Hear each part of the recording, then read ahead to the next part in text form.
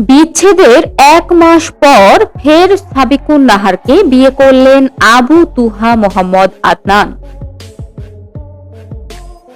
Islamic বক্তা আবু তুহা মোহাম্মদ আদনান ও তার প্রাক্তন স্ত্রী সাবিকুন নাহারের বিচ্ছেদ ঘটে ২১ অক্টোবর। প্রায় ১ মাসের ব্যবধানেই তারা আবারও বিবাহ বন্ধনে আবদ্ধ হয়েছেন। এ তথ্য নিজেই জানিয়েছেন সাবিকুন নাহার। সামাজিক যোগাযোগ মাধ্যমে নিজের অনুভূতি প্রকাশ করতে গিয়ে তিনি লিখেছেন, দুনিয়াটা ক্ষণস্থায়ী, জীবনে সব হিসাবই শেষ পর্যন্ত পরকালের বিচার আদালতের কাছে গিয়ে জমা হবে। সেই উপলব্ধি থেকেই এই সিদ্ধান্ত। কে কি ভাববে সে হিসেব তিনি আর রাখেন না।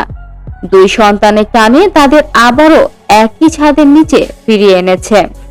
সাবিকুন নাহার লিখেছেন, প্রতিদিন আয়েশা বাবাকে খোঁজে। কিছুক্ষণ পর পর একই প্রশ্ন, বাবা কোথায়, বাবার কাছে কখন যাবে? এই প্রশ্নগুলোর ভার কোনো মেশিনে মাপা যায় না। অন্যদিকে উসমানও মাকে না পেয়ে অস্থির। তার সামনে অন্য বাচ্চারা যখন তাদের মায়ের কাছে ছুটে যায়, তখন সে নিঃশব্দ চোখে তাকিয়ে থাকে। তাকে মায়ের কাছে কখন নিয়ে যাওয়া হবে? বিচ্ছেদের পর ঘটে যাওয়া ঘটনাগুলো নিয়ে সাবিকুন নাহার বলেন, যা ঘটেছে তার অনিবার্য পরিণতি হয়তো আগেই জানা ছিল, কিন্তু জানার অনুভূতির পরে এসে স্পষ্ট হয়েছে। কিছু ভুল ছিল, কিছু ভুল বুঝাবুঝি ছিল, কিছু রাগ, কিছু অভিমান, কিছু সীমা লঙ্ঘন হয়েছে।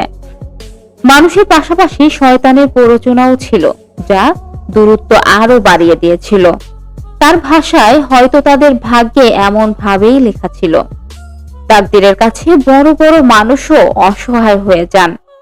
যেমন গ্রহণের সময় চাঁদের আলো ম্লান হয়ে যায়, কিন্তু তাই বলে কি চাঁদ কলঙ্কিত হয়?